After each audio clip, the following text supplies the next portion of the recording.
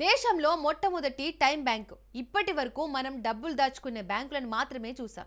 ఎక్కువగా ఉన్నప్పుడు బ్యాంకులో దాచుకొని అవసరం ఉన్నప్పుడల్లా వాటిని తీసుకొని వాడుకుంటాం. ఇప్పుడు కొత్తగా టైం బ్యాంకులు కూడా వచ్చేస్తున్నాయి. దేశంలో తొలిసారిగా కేరళలో ఈ టైం బ్యాంకు ఏర్పాటైంది. అయితే మనము సాధారణ బ్యాంకుల్లో డబ్బులు దాచుకుంటే ఈ బ్యాంకుల్లో మాత్రం సమయాన్ని దాచుకోవచ్చు. అవసరం ఉన్నప్పుడు ఆ సమయాన్ని తిరిగి తీసుకునే వెసులుబాటును కూడా కల్పించింది ఈ టైం బ్యాంకు. సామాజిక సేవా రంగంలో కేరళ రాష్ట్రం మరోసారి వినూత్న ప్రయత్నం చేసి ముందడుగు వేసింది. దేశంలోనే తొలిసారిగా కొట్టాయం జిల్లాలోని ఎలికుళం పంచాయతీ అంతర్జాతీయంగా ప్రశంసలు పొందిన టైం బ్యాంకును ఏర్పాటు చేసింది.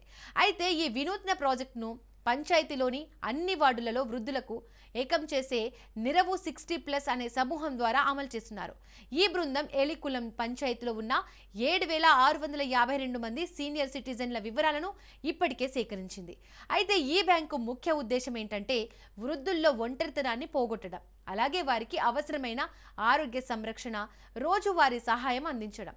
అసలు టైం బ్యాంక్ ఎలా పనిచేస్తుందంటే ఒక యువ వాలంటీర్ వృద్ధుడికి 1 గంట సేవ చేస్తే, అంటే అవసరం ఉన్న వృద్ధులకు మందులు కొనియడం, బిల్లులు చెల్లించడం, మాట్లాడడానికి సమయం ఇవ్వడం వంటివి చేస్తే ఆ సమయాన్ని అతడి పేరిట డిపాజిట్ చేస్తారు.